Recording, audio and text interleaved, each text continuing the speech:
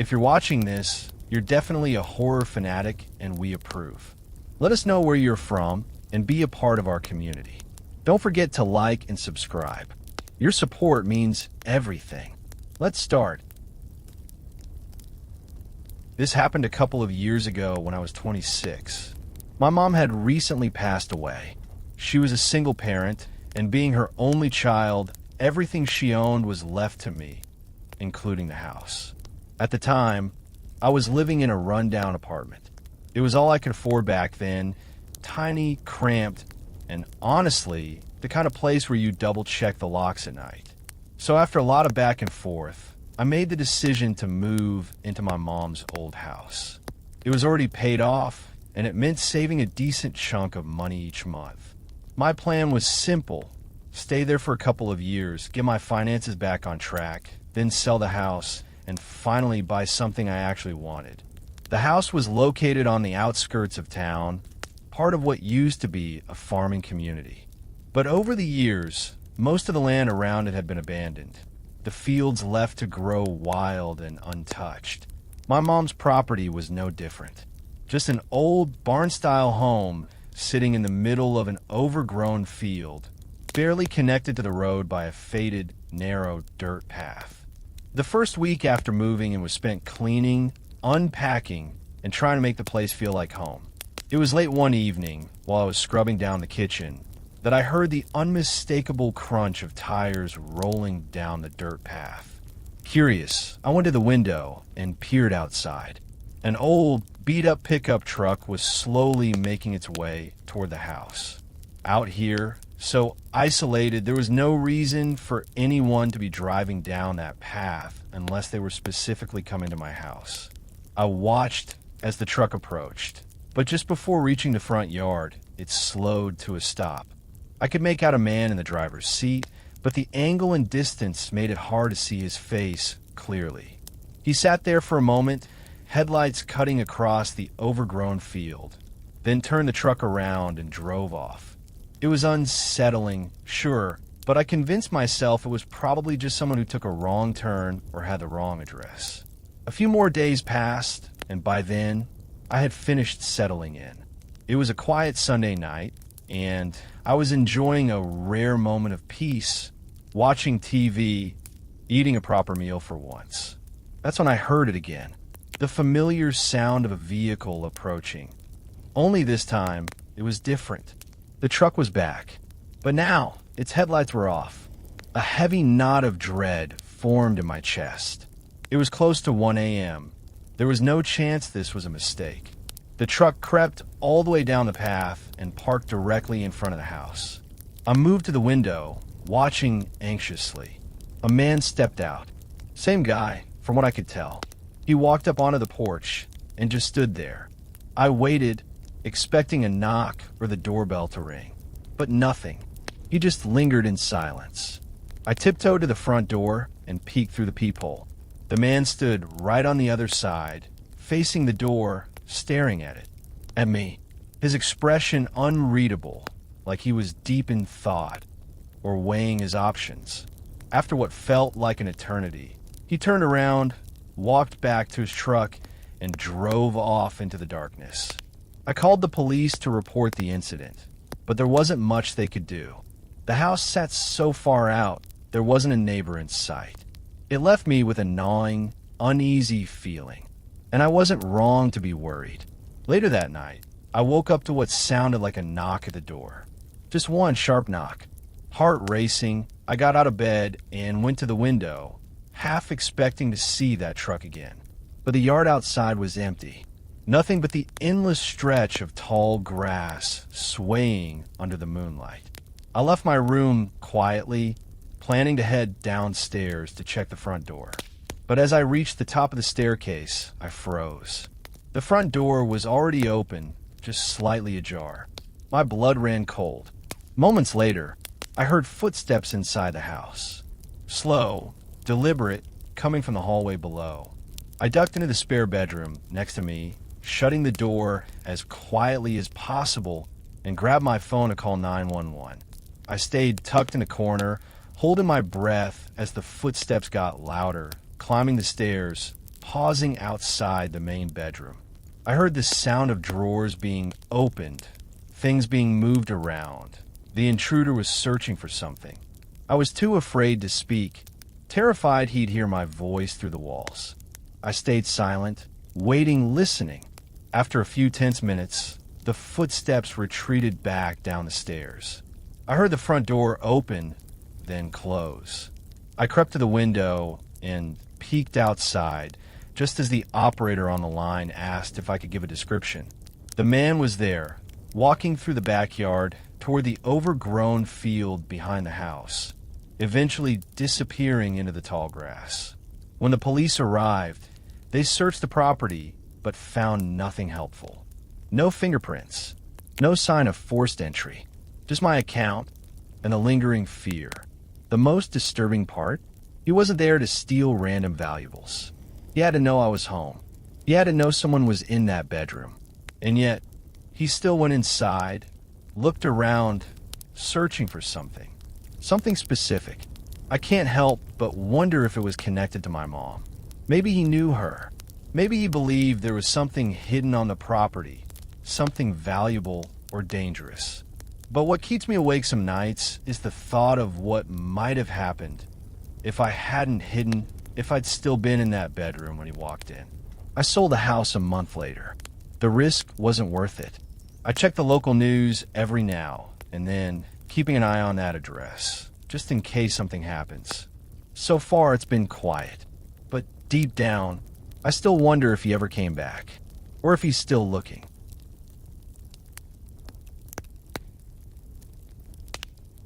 About 3 years ago, I relocated a few states down the East Coast for work. It was a last-minute decision, and with how quickly everything moved, I never actually got the chance to visit the place I'd be living before making the move. But it was just a rental, so I figured there wasn't much risk involved. It was mid-September when the moving company came to pack up my things. The landlord at my new place was kind enough to meet the movers and let them into the house to unload everything, since I wouldn't be arriving until the following week. When I finally pulled into the driveway that Monday evening, it was my first time seeing the house in person. It wasn't bad. The place itself was decent, though the inside was a mess. Boxes were stacked everywhere, furniture scattered around half-assembled. But overall, the house was fine. What stood out, though, was the layout. It was odd. The house was a single story, but everything felt very disconnected. The kitchen and living room sat on one side of the house, and on the opposite side was a long, narrow hallway that led to all the bedrooms and bathrooms. It created this unsettling divide between the spaces, almost like two separate houses connected by that one long hallway. It was late by the time I arrived, so I didn't bother unpacking much. I focused on getting the bed set up in the master bedroom, turned off the lights, and called it night. I didn't even have a clock unpacked yet, so I'm not sure what time it was when I woke up later that night. But something pulled me out of sleep. A sound. At first, I figured it was just the house settling, the usual pops and creaks that come with an unfamiliar space.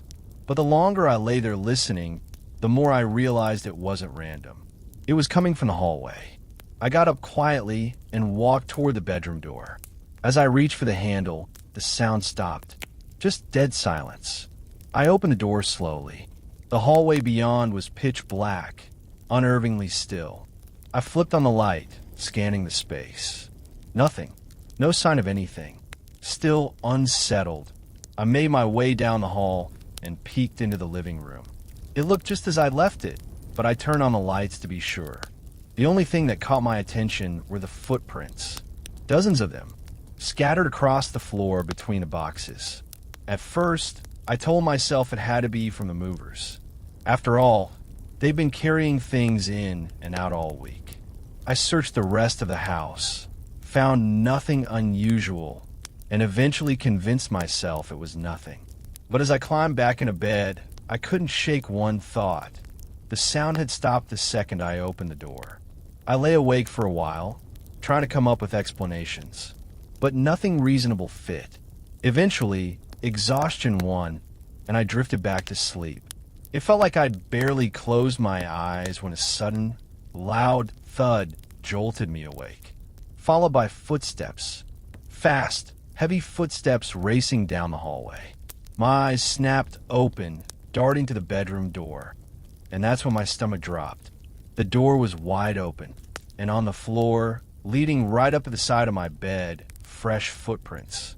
Someone had been standing there, watching me sleep. I jumped out of bed and ran down the hall, but by then, whoever it was, they were gone. The only thing left were smudged footprints from them running away, scuffed along the floors. Heart pounding, I locked myself in the bathroom and called the police, waiting in silence until they arrived. When they showed up, they searched the house from top to bottom. No forced entry, no broken windows, nothing to suggest how anyone got inside. The only evidence was the footprints. The officers tried to assure me it was likely someone had entered earlier in the week while the house sat empty, maybe hiding somewhere inside.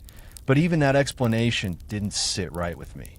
I had checked the house, and I couldn't stop thinking about those footsteps, how they had walked right up to my bed, and that thud before they bolted. What was that sound?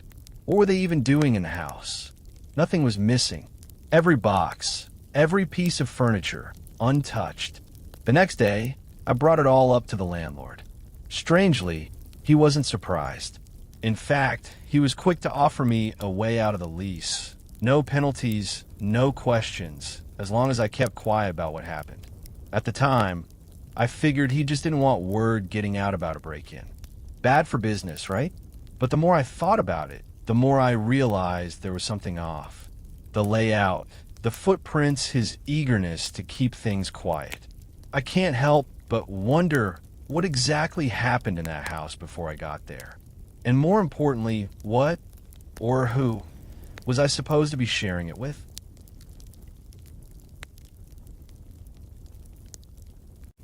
When I was 21, I made what I now consider one of the worst decisions of my life. I moved out of my parents' house before I could realistically afford to. It wasn't a rash decision. I had been planning it for months. I spent every free moment scouring online ads, Facebook groups, and classifieds, searching for cheap apartments, roommate situations, anything that would let me finally live on my own. Looking back, I have no idea why I was so determined to leave. I prioritized getting my own place over common sense, over logic, over safety. After months of searching, I finally stumbled across a post in a local Facebook group. It was a listing for a room available in a 2-bedroom house just a few miles away. The owner was looking for a roommate to rent the spare room. I messaged him right away. His name was Jason, or at least that's what he called himself. He responded within minutes, asking a few basic questions. The next thing he sent over was odd. It was this long, detailed document filled with house rules and expectations. Most of it was harmless, common sense stuff like no parties, no loud music, but it felt excessive. Still, I was too focused on finally getting out of my parents' place to care. After agreeing to the rules, Jason invited me to come see the house that same day. When I got there, I was honestly impressed. The place looked immaculate. Spotless floors, neatly decorated, like something out of a home magazine. It looked too perfect for a guy's age. And Jason?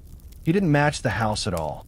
He looked to be in his late 20s, but his clothes were dirty, his hair greasy, and something about his awkward, jittery mannerisms set me on edge. Still, all I could see was my opportunity to move out. A week later, I rented a van, packed my stuff, and headed over. But when I stepped inside, I thought I had walked into the wrong house. It was completely different. The spotless furniture, the stylish decorations, all gone. The living room was practically empty, aside from an old, stained couch shoved against one wall. It felt abandoned, hollow. Jason stood there, smiling like nothing had changed, rambling about how great it was to finally have a roommate. I asked what happened to all the furniture, but he brushed off the question, steering me toward bringing my things inside. I should have left right then and there, but I didn't. Over the next several weeks, I barely saw Jason. He claimed to work long hours, often getting home late at night. At first, I was glad to have the place to myself, but over time, I realized something was off. Jason had basically stopped coming home. Days would go by, then once a week, maybe twice, I'd hear him coming around 2 or 3 in the morning. He'd shuffle around downstairs for a while, then leave again without a word. It didn't make sense. He practically begged me to move in, and now he was never around. Then came a night that changed everything. It was around 2 a.m., weeks since I had last seen Jason. I woke up to the sound of someone banging on my bedroom door, hard, and yelling my name. I jumped out of bed and rushed over. Jason was standing in the doorway, drenched in sweat, his face flushed with panic and something else. Anger? Fear? Don't leave your room, he barked, his voice low and urgent.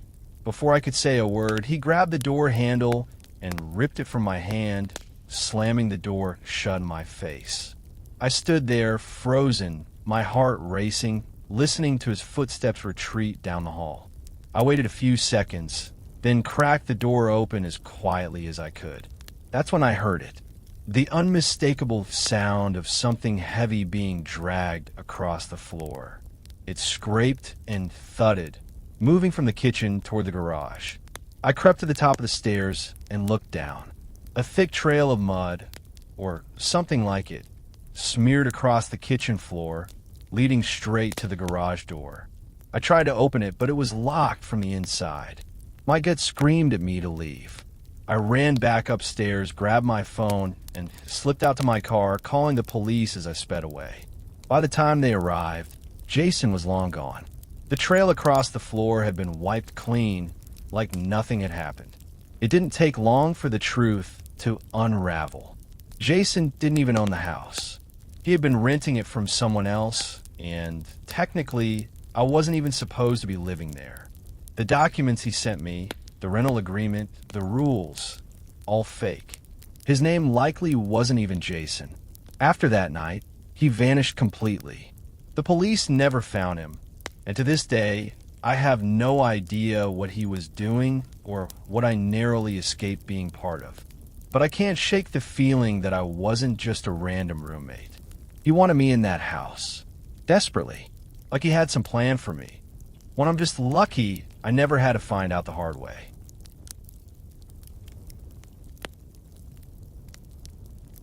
About a year ago, I made the decision to leave the city behind. With my new job allowing me to work remotely, there wasn't much reason to keep paying sky-high rent to live in a cramped, noisy apartment surrounded by strangers. So I moved into a quiet house tucked far away from the city, surrounded by open land and sparse neighbors. For the first couple of months, I loved everything about it. The space, the privacy, the peace and quiet. That all changed on an otherwise ordinary weekday afternoon. I was working at my desk when I heard a knock at the door. It startled me. Since moving in, not a single person had come to my door. No mail carriers, no neighbors introducing themselves, nothing. Cautiously, I walked over and opened it. Standing there was a tall, middle-aged man I didn't recognize. He gave me a tight, unreadable smile. Before I could say anything, he casually leaned to the side, peering over my shoulder and scanning the inside of my house. Immediately, alarm bells went off in my head. I stepped forward, subtly pulling the door inward to block his view. "Can I help you?" I asked, keeping my tone polite but guarded. The man didn't answer. He simply turned and walked away, heading down the driveway toward the road. I watched him the entire time. He got into a parked car, an old, faded sedan, and drove off. It was easily the strangest interaction I'd had since moving here. I didn't know what to make of it. That night, I stayed home, skipping my usual evening walk. I debated calling the police to report the encounter, but what would I even say? The guy technically hadn't done anything. Around 9 that night, I was sitting on the couch, trying to shake off the uneasiness. The TV was on, but my focus wasn't. That's when I heard it, a muffled voice drifting in from outside. I muted the TV and listened. There were at least two people talking outside in my backyard. I rushed to the nearest window and carefully lifted the blinds. Through the trees at the edge of my yard, I spotted two figures. One of them was holding a long object, maybe a tool or some kind of crowbar. The other was harder to make out. They quietly moved along the trees until they reached the side of my house. I hurried to another window to keep track of them, but they were gone. The talking had stopped. The yard was eerily quiet. Then came a loud, heavy knock at the front door. My stomach dropped. I crept to the door and looked through the peephole. A man stood there, dressed in dark clothes with a baseball cap pulled low, shadowing most of his face. I couldn't tell for sure, but something in my gut told me he was one of the men I'd seen in the yard. "What do you want?" I called out, hoping to sound more confident than I felt. He didn't respond. He just stood there, staring, then glanced toward the side of the house, like he was waiting for something or someone. Seconds ticked by in tense silence. My nerves were fraying. I backed away, hurrying to grab my phone and call the police. That's when the sound of smashing glass stopped me cold.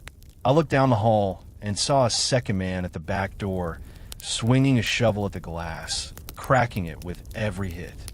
He paused when he saw me standing there, locking eyes with me for just a second. Then he bolted, disappearing around the side of the house. I grabbed my phone, dialed 911, panic rising in my chest. But as the operator answered, the noise stopped. Everything went quiet again. When the police arrived minutes later, they found one of the men, the same one who had knocked earlier, lingering near the property. He wouldn't say a word about the other man, denied everything, even though the officers pointed out the cracked door and damaged window. The whole situation rattled me badly. I couldn't shake the feeling that they hadn't just stumbled onto my property randomly. They had been planning something, watching. I moved out within a few months after that. But the paranoia, that stayed with me. Not long after settling into my new place, I decided to sell an old office chair online. It was practically brand new, barely used, no damage. I just didn't need it anymore. After a few days, I finally got a message from someone interested. We exchanged a quick phone call. He sounded normal enough, even friendly, and agreed to my asking price. We arranged to meet in a busy Walmart parking lot nearby. I made sure it was public for my own peace of mind. Friday afternoon rolled around. I called to let him know I was on my way, and we agreed to meet there. He mentioned driving a gray Honda Civic. Generic, sure, but I figured it wouldn't be hard to spot him. He also knew what car I drove. I got there right on time and waited. But minutes turned into nearly an hour, and there was no sign of him. He stopped answering my texts. His phone went straight to voicemail. Annoyed and a little uneasy, I finally gave up and headed home. Halfway there, I realized the car had been following me. It stuck behind me for several turns, far longer than coincidence should allow. My nerves spiked, but when I pulled into my street, the car turned off somewhere else, disappearing. I shook it off, convinced I was just being paranoid after everything that had happened recently. Once home, I grabbed my phone and went to bring the chair inside. That's when I noticed a car pulling up along the road in front of my house. It looked familiar. A dark red sedan, old and rusted around the edges. It was eerily similar to the one that had been behind me earlier. I rushed to get the chair inside, closed the garage, locked all the doors, and checked the windows. The car was still sitting there, engine running, but the driver stayed inside. I checked my messages again. Still no response from the man about the chair. That's when the unease turned into full-blown fear. A minute later, I heard a car door shut. Peeking through the blinds, I saw a man standing by the car, facing my house, scanning the property. My heart raced as I grabbed my phone and called the police, explaining that I thought the man had followed me home from the Walmart lot. I hung up and cautiously peeked again. The car was still there, but the man was gone. I circled the house, checking every window, trying to spot him, It wasn't until I reached the back door that I saw him again.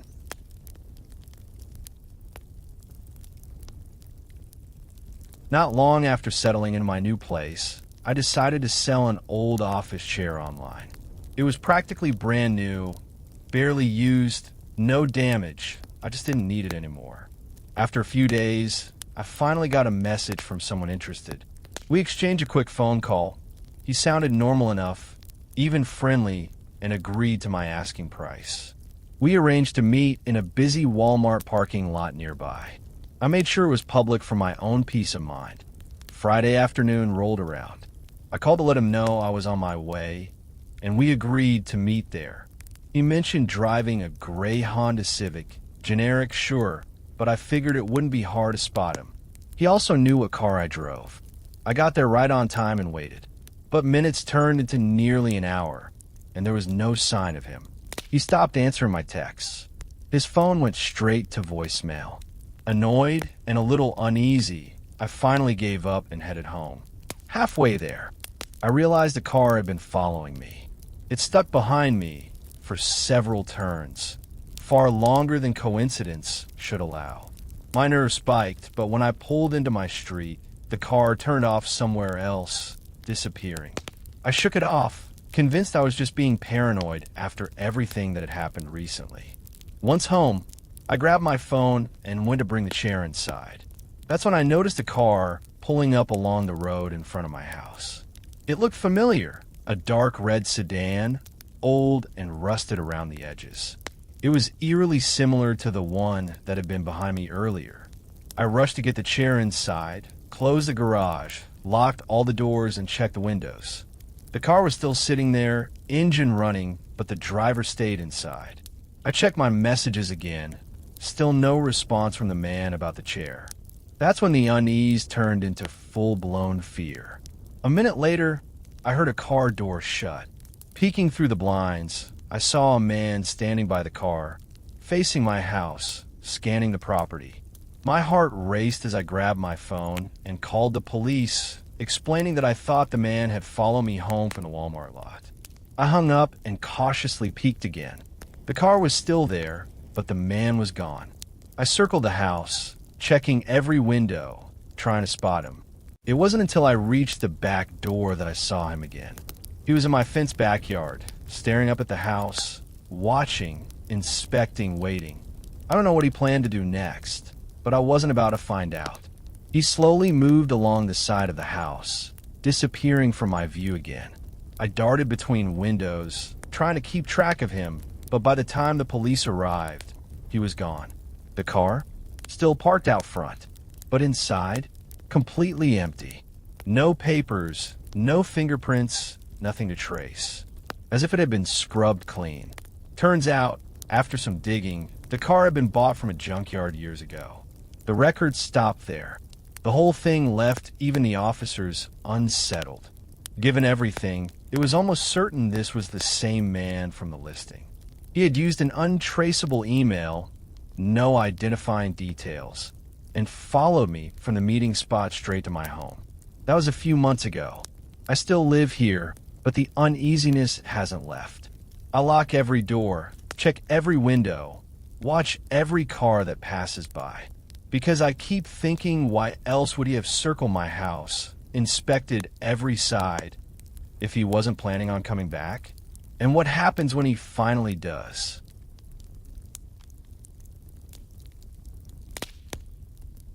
About a year ago, I made the decision to leave the city behind. With my new job allowing me to work remotely, there wasn't much reason to keep paying sky-high rent to live in a cramped, noisy apartment surrounded by strangers.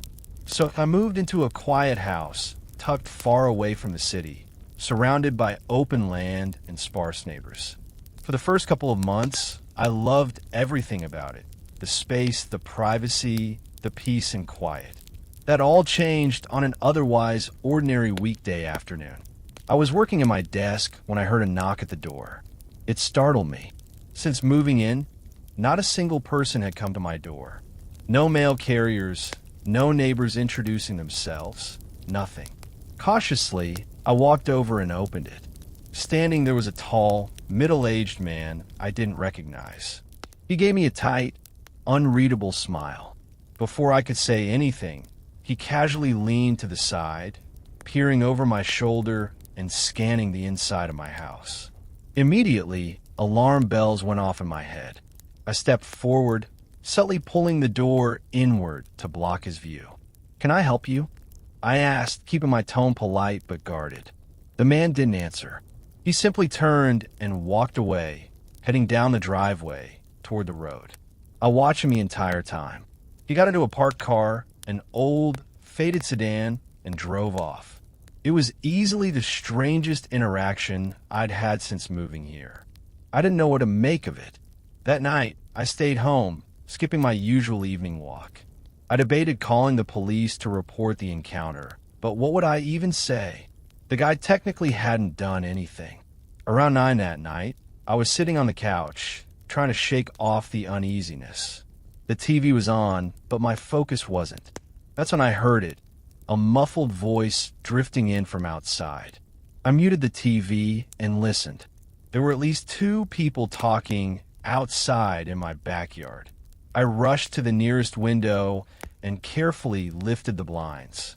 Through the trees at the edge of my yard, I spotted 2 figures. One of them was holding a long object, maybe a tool or some kind of crowbar. The other was harder to make out. They quietly moved along the trees until they reached the side of my house. I hurried to another window to keep track of them, but they were gone. The talking had stopped. The yard was eerily quiet. Then came a loud, heavy knock at the front door. My stomach dropped. I crept to the door and looked through the peephole. A man stood there, dressed in dark clothes with a baseball cap pulled low, shadowing most of his face. I couldn't tell for sure, but something in my gut told me he was one of the men I'd seen in the yard. "What do you want?" I called out, hoping to sound more confident than I felt. He didn't respond. He just stood there, staring, then glanced toward the side of the house, like he was waiting for something or someone. Seconds ticked by intense silence. My nerves were fraying. I backed away, hurrying to grab my phone and call the police. That's when the sound of smashing glass stopped me cold. I looked down the hall and saw a second man at the back door, swinging a shovel at the glass, cracking it with every hit. He paused when he saw me standing there, locking eyes with me for just a second. Then he bolted, disappearing around the side of the house. I grabbed my phone, dialed 911, panic rising in my chest. But as the operator answered, the noise stopped. Everything went quiet again. When the police arrived minutes later, they found one of the men, the same one who had knocked earlier, lingering near the property.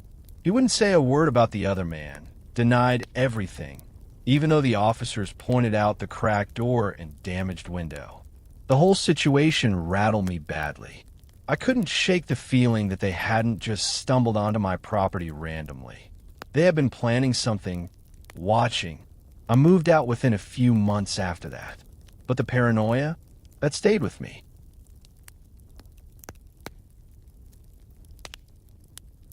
For the last few years, life has been nothing but work. I juggle 2 jobs just to keep afloat, which means most days I leave my house before 6 in the morning and don't get back until nearly 10 at night. It's exhausting, but unfortunately, that's just the routine I've been stuck in. This happened only a couple of months ago. It was a regular late night. I got home, dropped my things by the door, and went through the usual motions, grabbed a quick bite, got my clothes ready for the next day, and finally jumped in the shower to wash away the long, draining day. That's when I heard it. A faint noise like movement just outside the bathroom door. At first, I froze, listening carefully, water still running behind me. It sounded like soft shuffling, maybe footsteps right outside the door. I quickly cut the shower short and stepped out to check, but when I opened the door, there was nothing there. I chalked it up to the house settling. The place was old and creaky, and with the exhaustion weighing me down, it was easy to blame the sounds on my imagination. I finished cleaning up and climbed into bed, eager for some much-needed sleep. But the noises didn't stop. All through the night, I kept hearing odd, unsettling creaks echoing from different parts of the house. It reminded me of how the house would sometimes sway or groan during a bad windstorm, except there was no wind that night. The air outside had been still, the neighborhood dead silent. At one point, sometime after midnight, I got up and walked through the house, half expecting to find something, a window left open, a loose shutter banging, but everything was as it should be. No explanation. I dragged myself through the next workday, running on coffee and pure willpower, my mind foggy from lack of sleep. By the time I finally got home again, I was beyond exhausted, desperate for a full, uninterrupted night of rest. I went straight upstairs, turned on the shower, and just as I was about to step in, I heard again. The same sound. Footsteps. This time unmistakably close, right outside the bathroom door. I stood frozen, my heart pounding. The footsteps didn't stay in place. They moved, passing by the door and fading toward the bedroom. It wasn't loud, but it was deliberate, controlled, and terrifying. I forced myself to open the door and check, every nerve in my body on edge. The bedroom looked exactly as I'd left it. Empty, quiet, but something still felt off. I walked through the entire house again, quickly but thoroughly, checking each room, every closet. No sign of anyone. No open windows. No damage. But that feeling, the unsettling certainty that I wasn't alone, stayed with me. Trying to shake it off, I finished showering and crawled into bed, finally drifting off just before midnight. It couldn't have been more than a few hours later when I jolted awake. The house was silent, oppressively silent. But the moment I opened my eyes, I knew something was wrong.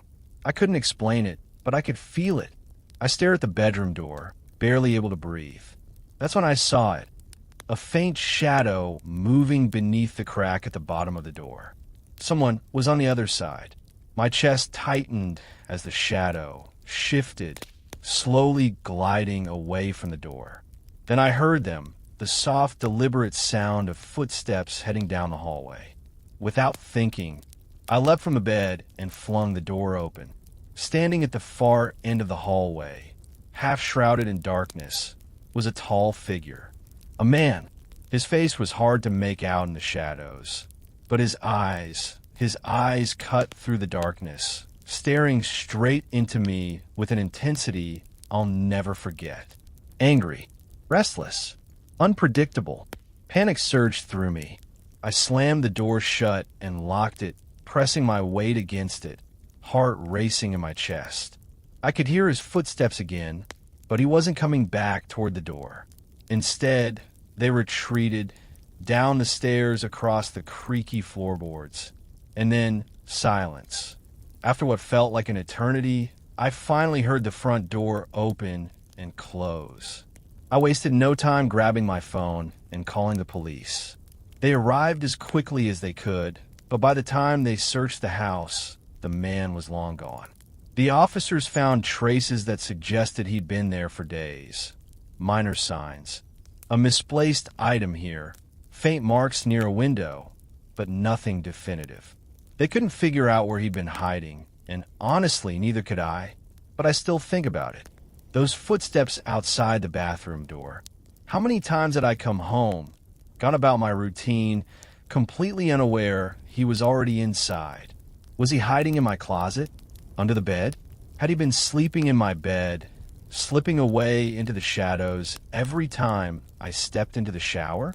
And what really haunts me is why he stayed downstairs for so long before leaving the night I saw him. If he knew I'd seen him, and he knew I'd likely call the cops, what was he doing down there? What was he looking for? The police never found him. There were no updates, no answers. But the thought of that man quietly hiding inside my house while I was working, eating, showering, and sleeping, it still keeps me up some nights, and probably always will.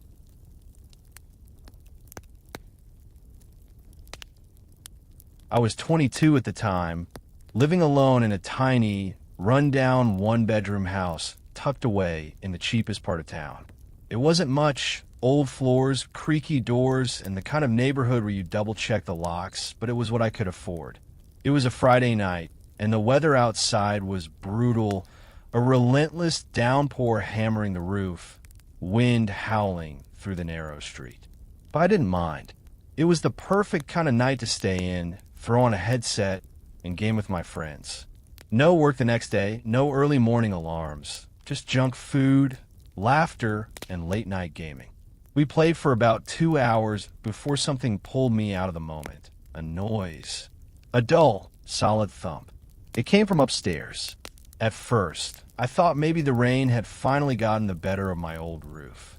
Leaks weren't uncommon in houses like this, and with how heavy it was pouring, it wouldn't have surprised me. I paused the game and headed up to check it out. The only rooms upstairs were my cramped bedroom and a tiny half-bathroom.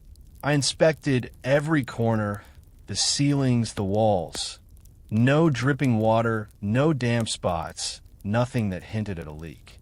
Everything looked fine. Satisfied, I shrugged it off and went back downstairs, rejoining my friends. We kept playing until around 2 a.m., when everyone finally called it a night. I shut everything down, grabbed some snacks, and flopped onto the old couch, scrolling through YouTube on my phone to wind down. Barely 10 minutes had passed when I heard it again. Another thud. Faint, muffled, but definitely from upstairs. This time, it sounded even stranger, almost like it had come from the roof itself or somewhere beyond the walls. It wasn't thunder. The impact vibrated through the house in a way that felt intentional, like something or someone had physically hit the structure. Curiosity and a growing unease got the better of me. I searched both the bedroom and the bathroom again, more thoroughly this time. But once again, nothing seemed out of place. No leaks, no animals, no explanation. Frustrated, but determined to figure it out, I grabbed my shoes and stepped outside into the rain. The storm was still going strong, cold sheets of water pouring down as I scanned the house. At first glance, nothing seemed unusual, but then I noticed a large tree near the side of the house. Its thick, gnarled branches stretched toward the siding, one of them hovering uncomfortably close.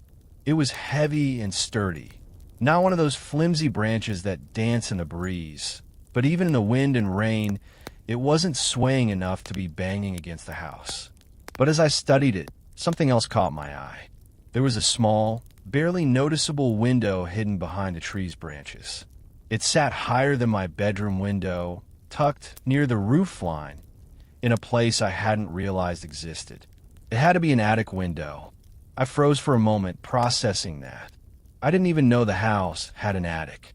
There was no visible hatch, and the roof slope wasn't steep enough to suggest much space up there. But that window, the one I'd never seen before, confirmed it, driven by curiosity and a gnawing sense of dread. I went back inside to find the attic entrance. It didn't take long. After checking the closets, I discovered a small, nearly invisible hatch in the ceiling of my bedroom closet. The design was so seamless that it blended almost perfectly with the ceiling, the only giveaway being the faint outline of the hatch door. Standing on a box, I reached up and pulled it open. A rusty, creaking ladder unfolded, and as soon as I did, a foul, rotting smell poured down from the opening. Before I could process that, I heard another noise, another low, unsettling thump from above. The attic was tiny, barely tall enough to crawl through. A dark, narrow space like a tunnel running along the roof. My heart was pounding as I cautiously climbed up, shining my phone's flashlight into the darkness. And that's when I saw him. At the far end of the attic, crouched down on all fours by the window, was a man. His body was twisted, ducked low to fit in the tight space, and his eyes, wide, staring straight at me. His face was pale, his clothes tattered, and the expression on his face sent ice through my veins. His eyes were filled with something I couldn't fully read, a wild mixture of fear, desperation, and anger. I nearly fell backward off the ladder as I scrambled to get down, my pulse thundering in my ears. I grabbed my phone, bolted out the front door into the rain-soaked driveway, and called the police. They arrived surprisingly fast. Within minutes, they detained the man, a homeless guy, apparently. According to them, he had climbed the tree, slipped in through the attic window, and had been living up there for at least a week. A week. I had been sleeping, eating, existing in that house while someone hid just above me. Listening, watching. The whole thing felt like a bad dream. I moved out as soon as I could after that. And ever since, no matter where I've lived, new house, apartment, it doesn't matter, the very first thing I do is check the attic. But the image of that man, crouched in the shadows, staring at me from the far end of the attic, that's something I'll never forget. His eyes, those eyes, full of fear, and something far, far worse.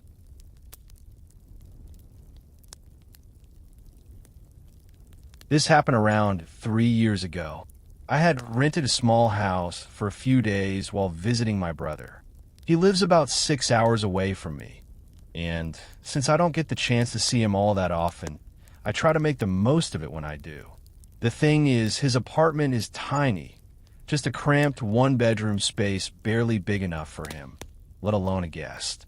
So anytime I visit, I have to find my own place to stay. This time, I found a house for rent online that was practically walking distance from his place.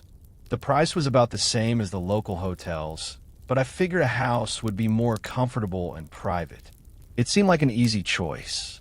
I arrived in town early that morning. My brother and I grabbed lunch together, caught up for a while, and I picked up some groceries before heading to the rental house around 5 in the evening. The place was bare bones, to say the least. Just a bed, a small couch, and an old TV. Honestly, I wasn't expecting much for the price, but still, the emptiness of the place made it feel a little unsettling. Too quiet, too hollow. But I brushed that off. After all, I wasn't there for a luxury vacation. I stayed up until around 9, watching TV and scrolling through my phone, then decided to call it a night. It had been a long day of travel, so I was looking forward to finally getting some real sleep. But as I lay there in bed, staring at the ceiling, sleep wouldn't come. I tossed and turned for what felt like an eternity before I finally drifted off. When I woke up, the room was pitch black. That heavy, oppressive darkness that tells you it's deep into the night. I reached for my phone to check the time, but I never got the chance. I heard something. Footsteps. Slow, careful footsteps, padding down the hallway just outside the bedroom. Then the faint sound of a door closing. My entire body tensed, frozen in place beneath the covers. I lay there in total stillness, straining my ears for any other sound. But the house was quiet again. Just that eerie, suffocating silence. After what felt like minutes of listening and debating with myself, I finally sat up. I moved cautiously through the house, my heart pounding harder with every step. The hallway stretched ahead of me, and at the far end, I saw the front door. The door I was certain I'd heard close. But was it closed by someone leaving? Or was whoever had been here still inside? I quietly crept through the other rooms, checking every corner, every closet, but there was no one there. The only evidence of anyone having entered was the front door. It was unlocked. I was sure I had locked it earlier. No signs of forced entry, no footprints, no missing belongings, just that quiet dread settling deeper in my chest. I locked the door, checked all the windows and doors again, then called the police. To their credit, they showed up fairly quickly for a small town, but aside from telling me to keep the doors locked and suggesting I contact the property owner, they weren't much help. It didn't seem like they had any real intention of figuring out what had happened. I stayed up the rest of the night, wide awake, every sound making my nerves flare. When morning finally came, I called the rental owner to explain everything. He apologized and assured me he'd changed the access code on the door, which made me feel a little better, at least for a moment. Later that day, I met up with my brother again. We spent the day hanging out, grabbing dinner, and a couple of drinks before he dropped me back off at the house sometime between 8 and 9 that evening. Even though I was exhausted, I couldn't shake that creeping nervousness. I sat on the couch, too tired to stay awake, but too anxious to fall asleep. Every time I started to drift off, I'd jolt awake, half expecting to hear footsteps again. Eventually, I decided to get up and check the house, hoping that giving it a proper once-over would calm my nerves enough to sleep. I walked through the living room and kitchen, peered into the laundry room, and finally made my way down the hall to the bedroom. I opened the closet empty. I checked the attached bathroom. Nothing. But just as I turned to leave the room, I heard it. Footsteps. Fast this time, running down the hallway toward the bedroom. Before I could even react, a large figure barreled around the corner and slammed the bedroom door shut in my face. I froze, pulse pounding so hard it drowned out every other sound. A second later, I heard him moving again. His heavy footsteps retreated down the hallway, back toward the living room. I stayed put, too afraid to move, listening as he stomped around the living room and kitchen, opening cabinets, flipping over furniture, like he was searching for something, frantic, determined. He was in the house for maybe 2 minutes before I heard the front door open, and then slam shut. I grabbed my phone and called the police again. They arrived quickly this time, and so did the homeowner. The living room and kitchen were a wreck. Furniture overturned, drawers and cabinets hanging open, their contents tossed across the floor. But oddly enough, after carefully looking around, we couldn't find anything missing. It wasn't a robbery. It wasn't random. It was like he was looking for something specific. I left the rental that night and booked a room at a nearby hotel. I couldn't stand the thought of sleeping there another night. The next few days came and went without any updates. No news from the police, no explanations from the homeowner. I never found out who that man was or what he wanted. But what haunts me the most is the thought that I checked the entire house that first night. Every room, every closet, every corner. So where was he hiding?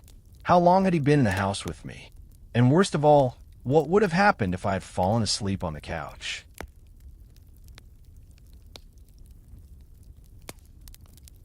I don't travel much, so this was one of the rare occasions where I had to stay somewhere that wasn't a friend or family member's place. The town I needed to visit was small, practically hidden on the map, and as expected, the hotels there didn't exactly scream comfort. Most of them looked run down, the kind of places where the walls were probably thin and the bed sheets hadn't been replaced in years. But to my surprise, while scrolling through options online, I came across a listing for a private house on a rental app. It was my first time using the site, but the photos looked promising. The house seemed clean, cozy, and a far better alternative than the motels with their flickering neon signs and cracked parking lots. Without thinking twice, I requested the stay. Within minutes, the booking was confirmed. The following week, I packed up and started the long drive. It took nearly 15 hours to get there, and by the time I finally arrived, it was well past midnight. The town itself was unsettling. It looked like the kind of place that was frozen in time. Every house I passed had its lights off, the streets were completely empty, and not a single store was open. There wasn't a soul in sight. No cars, no people, nothing. I told myself it was late, so that was probably normal for a town this size, but the silence still crawled under my skin. The road leading to the rental house wasn't much better. It wound through a heavily wooded area with no streetlights, only the pale glow of my headlights cutting through the darkness. Tall trees surrounded me on either side, their branches reaching overhead like skeletal arms. Eventually, I spotted the house, one of only a few tucked away in the forested neighborhood. The porch light was on, casting a faint yellow glow, and oddly enough, I noticed a light on in one of the upstairs windows as well. I assumed the previous guest had simply forgotten to switch it off before leaving. It didn't seem worth thinking much about, so I grabbed my bags and walked to the front door. I found the key code the host had emailed me, punched it in, and heard the lock click open. The inside was simple but clean. I closed the door behind me, locking it immediately, and tossed my belongings in the corner of the living room. Wanting to get settled, I headed upstairs to turn off the light that had been left on. It turned out to be coming from one of the spare bedrooms, bare except for a neatly made bed and a small wooden dresser. I switched the light off, then made my way to the main bedroom to set up my things. I was only staying for one night, but had booked it for 2, knowing I'd need to be in town late into the next evening. After maybe an hour of scrolling on my phone and trying to unwind, I finally climbed into bed. But sleep didn't come easy. I lay there for a long time, eyes closed, body still, but mind wide awake. That's when I heard it, a low, muffled thud that seemed to echo through the walls of the house. I bolted upright, heart already beginning to race. I stared at the bedroom door, listening, straining to identify the sound, but no logical explanation came to mind. Against my better judgment, I quietly slid out of bed and crept toward the door. I eased it open just a crack and peered out into the hallway. It was dark. The only sound, now the faint groaning of the house as the wind brushed against it. The eerie stillness returned, but something about the atmosphere felt heavier, off. I was about to retreat back inside when a faint creaking broke the silence, soft, deliberate, like footsteps on old floorboards. I pressed my ear to the door, holding my breath. The floorboards in the spare room were creaking again. Slowly, the sounds moved into the hallway, and then they were approaching my door. A cold wave of panic rolled over me. Those were definitely footsteps. I placed both hands firmly on the door handle, gripping it tightly as I heard the footsteps stop just outside. A second later, the handle began to turn. Someone was on the other side, trying to come in. I held the handle down with all my strength. They hesitated for a moment, the pressure easing, but then, with sudden force, they yanked the handle down again and slammed into the door. The impact made it swing partially open, revealing part of their face through the gap. I'll never forget those eyes, wild, furious, and filled with a rage that didn't make sense. It was like they hated me, like they wanted to hurt me, and I had no idea why. I shoved my shoulder against the door with everything I had, managing to slam it shut and twist the lock. The intruder tried the handle again, rattling it violently, but the lock held. I heard him muttering, cursing under his breath, words too low to fully make out, but filled with venom. Seconds later, the footsteps retreated, heavy and quick. I heard him storm down the stairs, and moments later, the front door slammed shut. I stood frozen for several minutes, barely breathing, my pulse pounding in my ears. Finally, I snapped out of it and called the police. To my surprise, they arrived fairly quickly for such a small, sleepy town. After taking my statement, they reassured me that they'd tracked down the man and told me the homeowner would follow up about the situation. I left the next morning, still shaken. I never found out exactly who that man was, or how he got inside, or worse, if he'd been hiding in the house all along. But I know one thing for sure. I won't be using a rental like that again anytime soon. The memory of those eyes staring through the crack in the door, it still haunts me, and probably always will.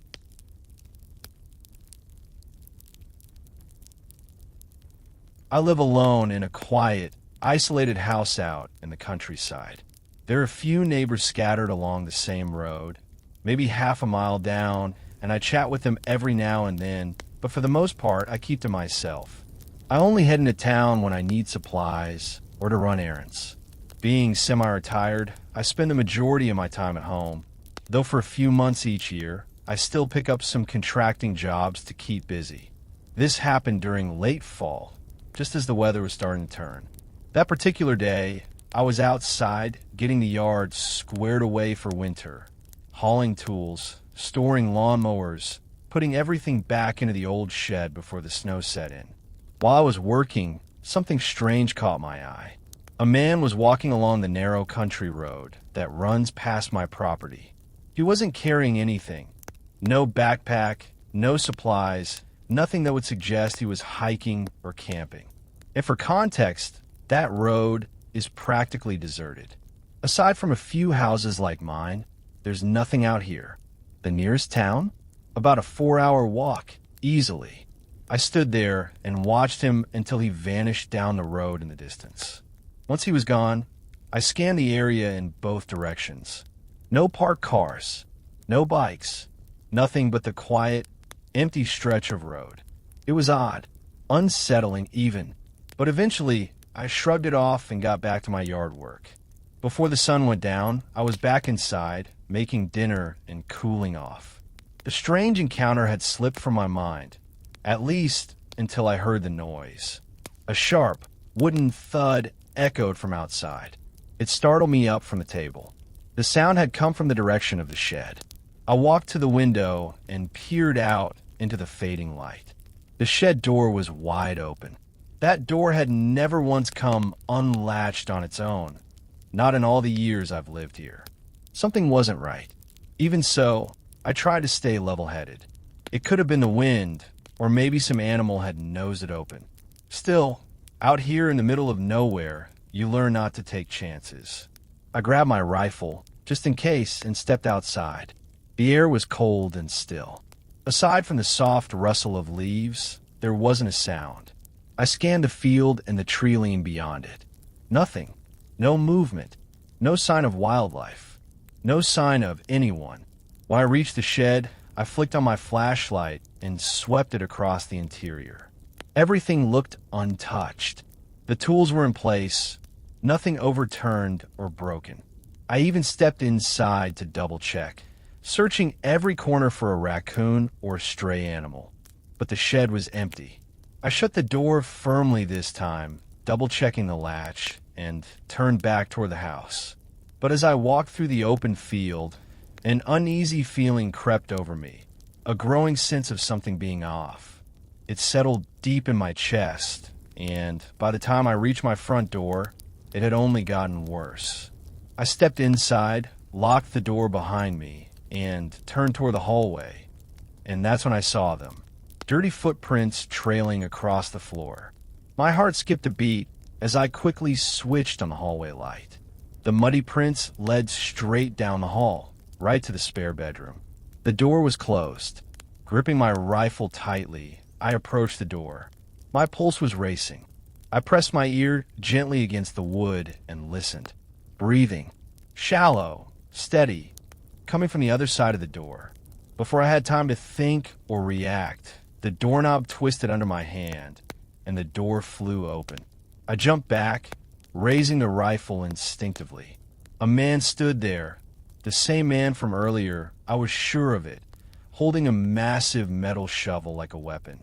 His face was hard and furious, eyes locked onto mine, filled with rage. He looked like he was ready to attack. The only thing that stopped him, I believe, was the sight of the gun pointed at his chest. My voice shook, but I yelled at him to stay back, try my best to sound calm, to sound like I wasn't terrified out of my mind. We stood frozen like that for several tense seconds, both of us sizing each other up in silence. I thought about calling the police, but I knew full well that by the time they'd make it out here, nearly an hour at best, anything could happen. Then, without warning, the man hurled the shovel toward me. It clattered across the floor, distracting me for just a second. When I looked back up, he was bolting across the room. I raced after him, only to see him crawling out the bedroom window, slipping out into the dark, open field beyond my house. Part of me wanted to stop him. Another part of me couldn't move. By the time I got to the window, he was gone, swallowed up by the vast, empty night. To this day, no one knows who he was, where he came from, or what exactly he intended to do. But one thing haunts me. If I hadn't had my rifle in my hands, or if he'd gotten to me first, I'm almost certain I wouldn't be here to tell this story.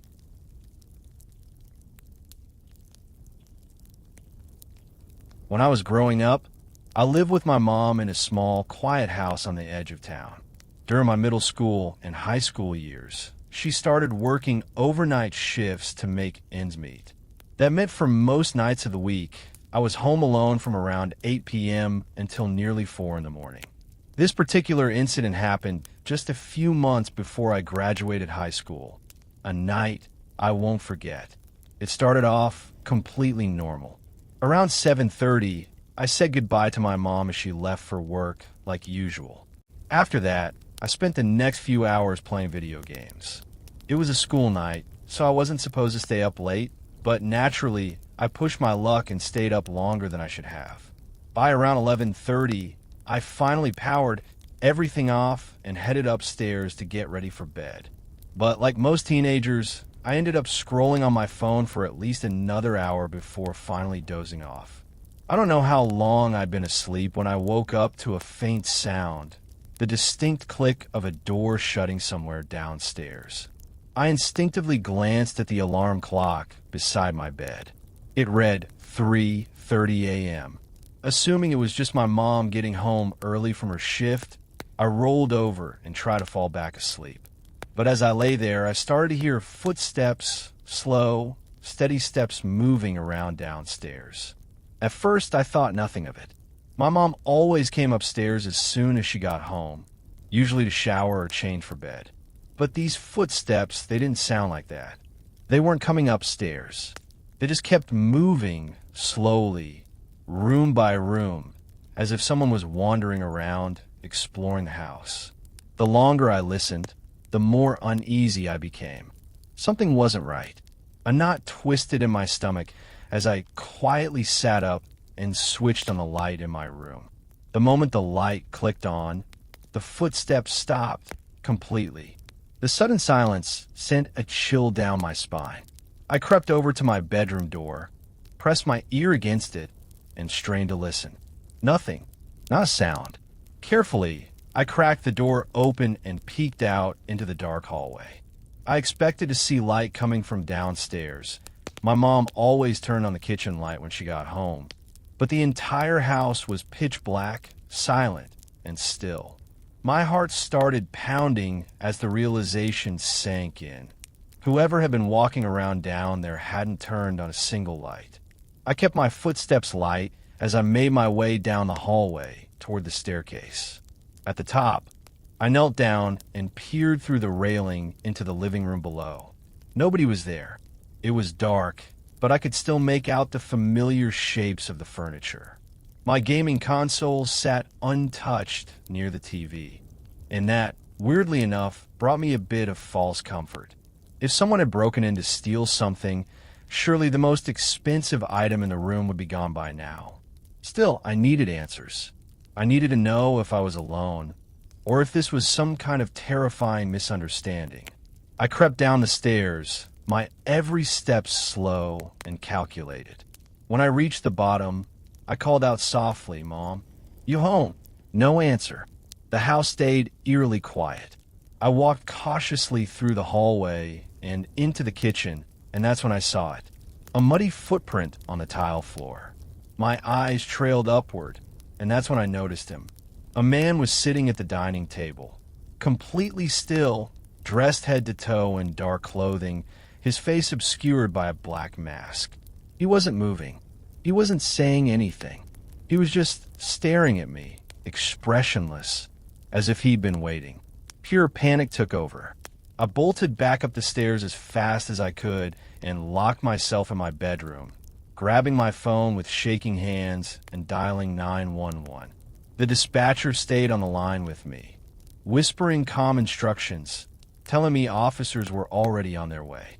As I waited, I could hear him moving downstairs again, slow, deliberate footsteps across the floor, approaching the staircase.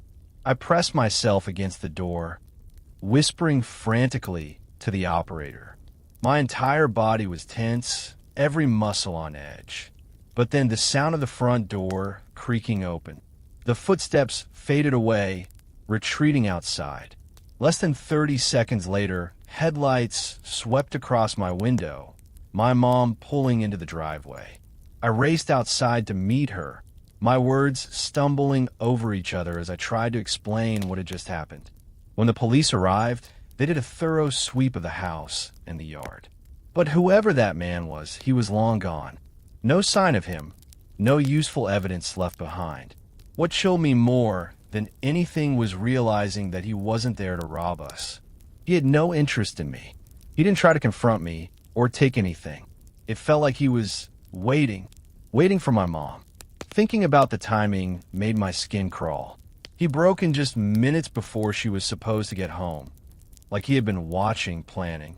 It still haunts me to wonder what might have happened if my mom had arrived just a minute earlier, completely unaware of the man who had been patiently waiting for her inside.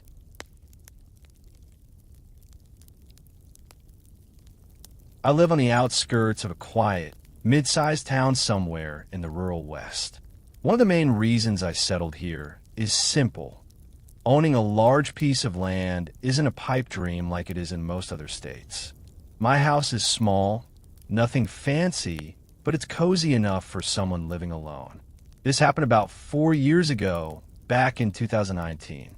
It was springtime, but not the pleasant kind. For nearly an entire month, it felt like the sky never stopped pouring rain. Heavy, relentless, soaking the earth every single day. It was a Sunday evening, and I was home, enjoying a rare day off from work. The rain was hammering against the windows, and I was stretched out on the couch, half watching TV and half dozing off when I heard an unexpected knock at the door. The sound was faint, almost drowned out by the pounding rain, but I caught it. I made my way to the door, confused. It's rare anyone shows up unannounced, especially way out here.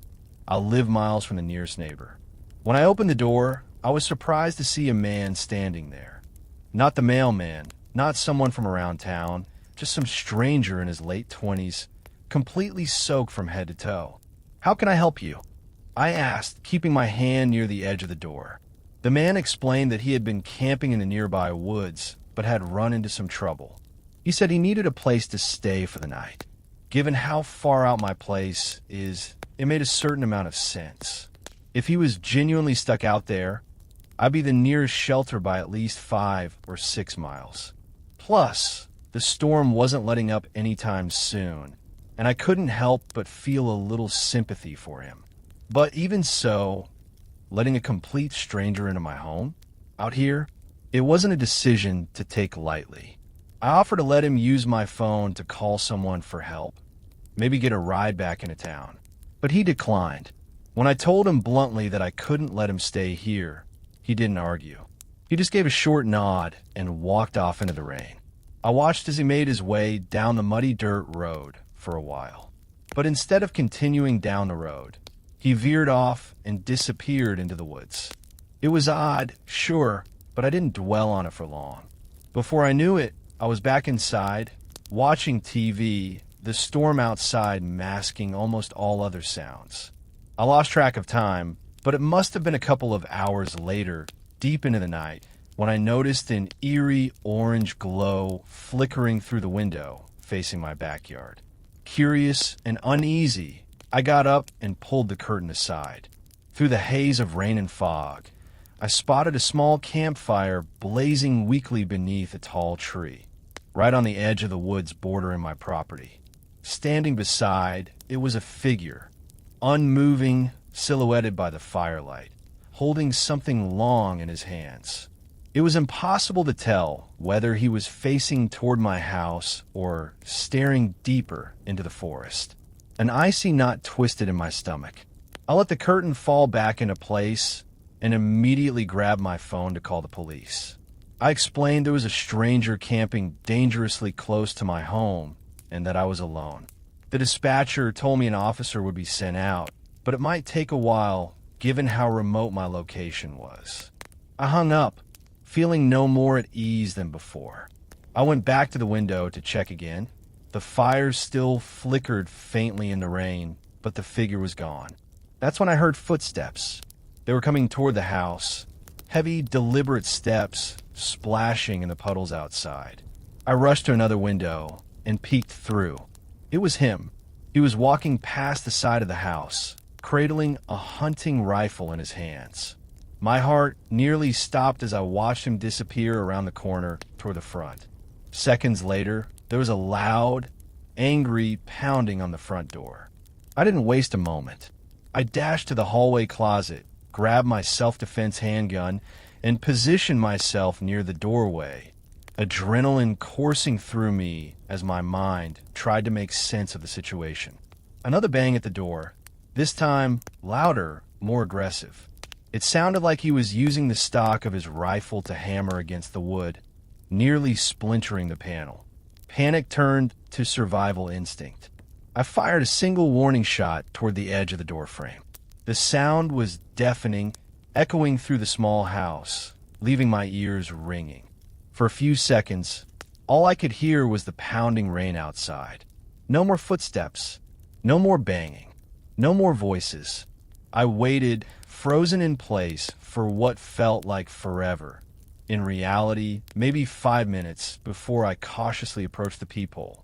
The porch was empty, but faintly visible in the mud were footprints, leading away from the house, disappearing into the shadows beyond my yard. The police arrived not long after. They searched the area thoroughly and discovered something disturbing near where the campfire had been burning. Buried shallowly in the wet earth was a duffel bag, recently dug up. Inside, they found tools and supplies.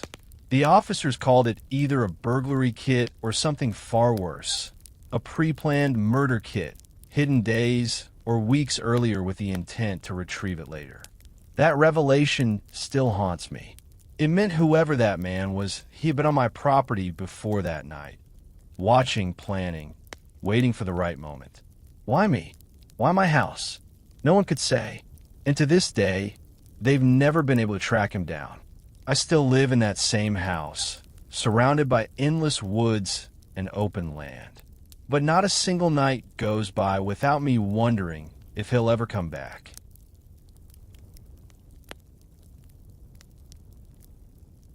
I was 18 when this unsettling experience happened.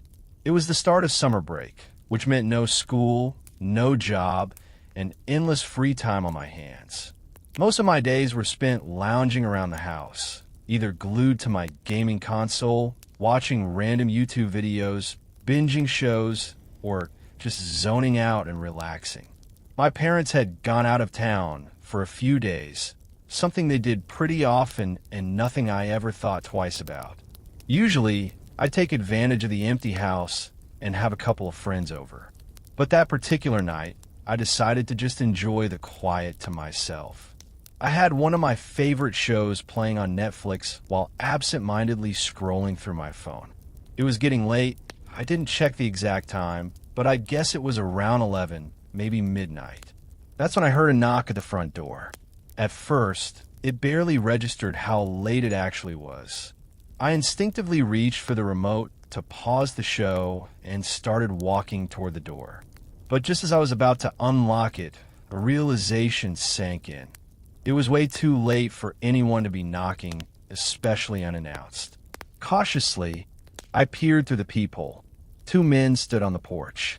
Both were dressed similarly in dark clothes and jackets, standing side by side as if expecting me to answer.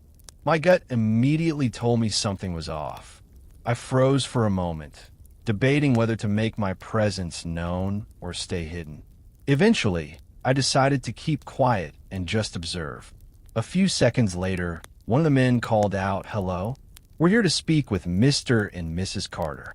That's my parents, though I've changed the last name for privacy. The mention of my parents' names only made this more unsettling. I stayed completely silent, my eyes still glued to the peephole. It was far too late for any kind of legitimate visit, no matter how important it supposedly was. The 2 men exchanged hushed words, glancing at each other. Then, without another word, They turned and walked off the porch. The outdoor lights weren't on, so I couldn't see where they went after that. But what really unnerved me was the complete lack of any headlights or car sounds. It didn't seem like they had driven here. Had they walked? That thought made my skin crawl. I went back to the living room, but I didn't unpause the TV. I sat in silence, straining my ears to catch any sound of them returning. It didn't take long. Only a few minutes later, I heard footsteps again outside. Slow, deliberate. They approached the porch, but this time there was no knock. Instead, I heard them moving along the side of the house. Panic shot through me. I darted toward the back window, staying low as I peeked through the curtains. Sure enough, the two men were in the backyard, quietly slipping through the fence gate. I ducked out of sight before they could notice me, but I could still hear them. Their footsteps approached the back door, followed by the low murmur of their voices. Then, the unmistakable sound of them fiddling with the lock. My heart was racing, my mind screaming at me to move. I grabbed my phone and quietly slipped into the garage, shutting the door behind me as gently as I could. Hands trembling, I dialed the police and whispered the situation to the dispatcher. Two men attempting to break into the house.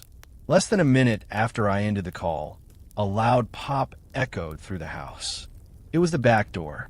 They were inside. Their footsteps padded softly through the house, heading straight toward the staircase. I could hear them ascending, slow and steady, until a bedroom door creaked open, followed by the soft click of it closing behind them. And then silence. For the next 10 agonizing minutes, I sat hidden in the garage, barely daring to breathe. Every second felt like an eternity, my ears tuned for the slightest noise. Finally, the wailing siren of a police car shattered the stillness. I heard hurried footsteps from upstairs, followed by muffled arguing. A couple of officers entered through the back, while another came to the garage and guided me outside to safety.